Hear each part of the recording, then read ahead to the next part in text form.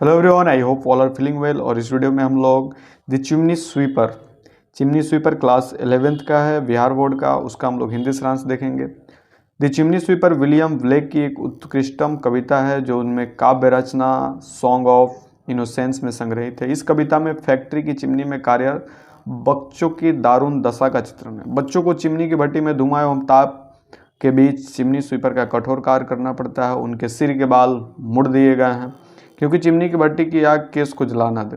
उन्हें चिमनी की गंदगी तथा धुआं के निकट अस्वास्थ्यकर वातावरण में रहना और सोना पड़ता है। टॉम के देहांत के बाद उसके पिता ने उसी फैक्ट्री मालिक को बेच दिया। वह अत्यंत कष्टपूर्ण स्थिति में वहाँ कार्यरत है। उसे रात दिन चिमनी की भट्टी के निकट चिमनी स्वीपर का काम करना पड़ता है। एक दिन नींद में वह स्वप्न देख रहा था जिसमें एक देवदूत उसके पास आता दिखाई दिया। देवदूत ने उसे तथा अन्य सभी बच्चों को बंधन मुक्त कर दिया। उसे फैक्ट्री के कठोर कारावास जीवन से छुड़ाकर आज़ाद कर दिया।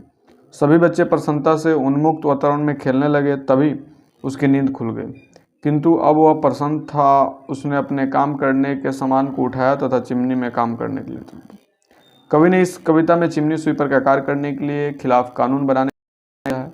वह इस दुखद अध्याय को समाप्त। इस अनुच्छेद में वक्ता चिमनी में काम करने वाले एक लड़का है। वह अभी एक छोटा बालक है।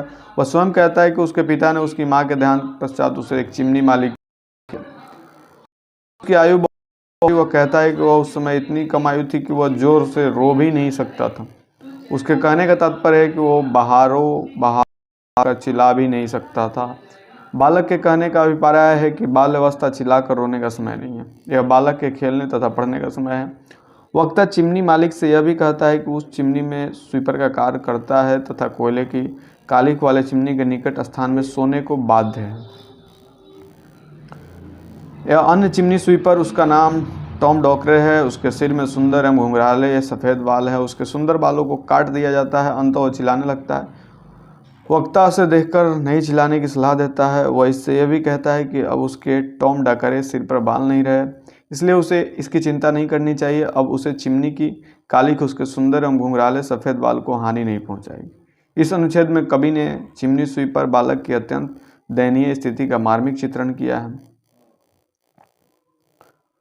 भावार्थ, वक्त के समझाने पर टॉम डॉकरे शांत हो गया तथा चिल्लाना बंद कर दिया। उस रात जब टॉम गहरी निंद्रा में निमग्न था तो उसे एक भयानक स्वप्न आया। डिक, जो, नेड, जैक एवं हजारों अन्य चिमनी स्वीपर बच्चों को दयनीय स्थिति में चिमनी स्वीपर का कार्य करते देखा।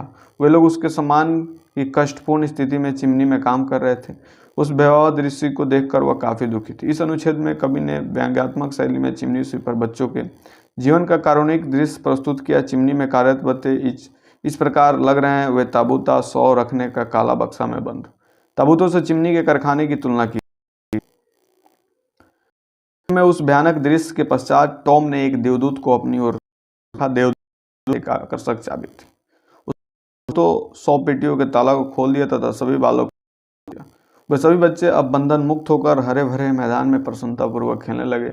वे नदी में स्नान करते हुए अपने शरीर एवं वस्त्र की गंदगी साफ करने लगे तथा सूर्य की धूप का आनंद लेने लगे। अब उनका शरीर एक अपूर्ण आभा से भर गया। इस पंक्ति में द्वारा कवि बाल श्रम के संबंध में अपने विचार व्यक्त कर रहा है और बाल श्रम के विरुद्ध में इस प्रकार के एक कानून की आवश्यकता पर जोर देता है जो अल्प वयस्क बच्चों को उसके मुक्त कर सके। बच्चे दुर्भाग्यपूर्ण शोषण से मुक्ति पाकर सुखी जीवन बिता सके एवं अपना भविष्य निर्माण कर सके। कवि ने इस प्रकार के एक कानून के पास होने की कल्पना की तथा अपने विचार व्यक्त किए। इसके पश्चात वे चिमनी से ऊपर बच्चे चिमनी के कठोर कार्य से मुक्त हो गए। अब वे प्रसन्नचित्त हो गए। टॉम को ऐसा अनुभव है कि वह अन्य लड़कों के साथ आकाश में बादलों तथा हवा के बीच खेल रहा है। इसी बीच देवदूत ने टॉम को एक अच्छा लड़का बनने का परामर्श किया। उसने यह भी कहा कि ईश्वर उसके पिता समान है। उस परमपिता परमेश्वर की महान शक्ति पर उसे विश्वास करना चाहिए जो उसे सुरक्षा एवं समृद्धि प्रदान करेगा। इसके द्वारा वह जीवन में कभी दुखी नहीं रहेगा। वक्ता का कथन है कि गहरी नींद के बाद टॉम की नींद खुला।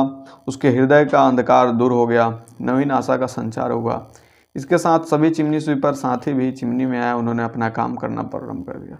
अब उनका हृदय उस ईश्वर के प्रकाश से भर गया जो पिता के समान थे। यद्यपि प्रातःकाल के वातावरण में काफ़ी ठंड थी, किंतु टॉम का हृदय महान ईश्वर की सत्ता से पूर्ण था। वह जीवन की भौतिक शारीरिक स्थितियों से काफ़ी ऊपर पहुंच गया था। वो हवा में उड़ते मकड़ी के जाल के समान हल्का हो गया था। अतः जो लोग ईश्वर की आराधना करते हैं उनकी किसी प्रकार की हानि नहीं होती। तो ये था हम लोग का हिंदी सारांश चिमनी स्वीपर विलियम ब्लेक का। आपको कैसा लगा कमेंट करके बताएंगे। बाकी मिलते हैं आपसे नेक्स्ट वीडियो में, तब तक के लिए बाय बाय।